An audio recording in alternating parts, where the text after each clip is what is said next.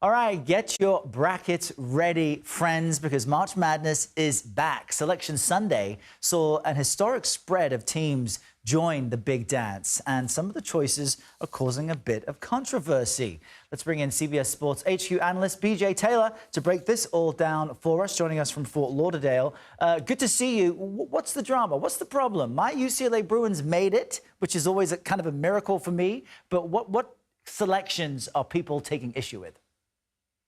Well, on the men's side of the bracket, the majority of the backlash or the pushback that you're going to hear is about the North Carolina Tar Heels and them working their way into the NCAA tournament. The North Carolina Tar Heels are obviously an extremely storied basketball program going back to Dean Smith, carried into Roy Williams' career and everything that he accomplished. But North Carolina this season was a team who had an opportunity to win a lot of very big games against some of the teams that did make the tournament, and they just didn't do it. They only won one of their 13 opportunities against teams that made the NCAA tournament, and there were other opponents, other teams like an Indiana, like a West Virginia out of the Big 12, who a lot of individuals in the basketball community were very surprised that the committee chose the North Carolina Tar Heels over the Indiana Hoosiers or the West Virginia Mountaineers. Now, BJ, I've already filled out my bracket. Here's the proof. I've got my Bruins going all the way. I'll share this on social media later. I don't care that they have a less than 1% chance. I went there, so I have to believe.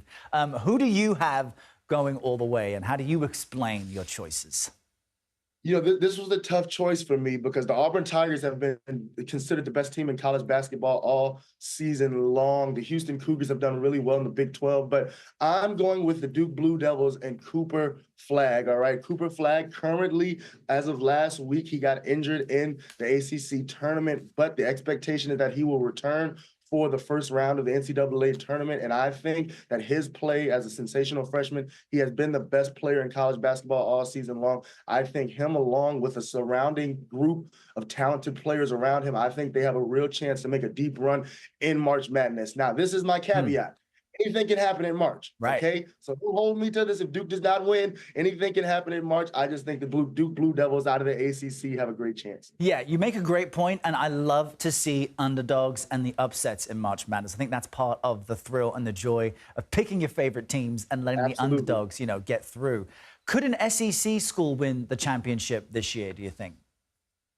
I mean, this was a historic year for the SEC. They had an NCAA record, 14 teams make the NCAA tournament this year. So if you're going by statistically, the SEC has the best chance to win the national championship, but they have a lot of depth in that league. It's a multitude of options that you could go with, from Auburn to a Florida to an Alabama. Even if you're looking at Tennessee, those are all teams that have a real opportunity to win the national championship this year. It's a real surprise for a lot of us because we always think of the SEC as being a football conference. Right. Well, not this year. The SEC has turned into a basketball powerhouse. Yeah, I think Auburn is favored among them. Let's talk about the women's bracket. Who are some of the top seeds there, and why are so many people still talking about one of the number 2 teams?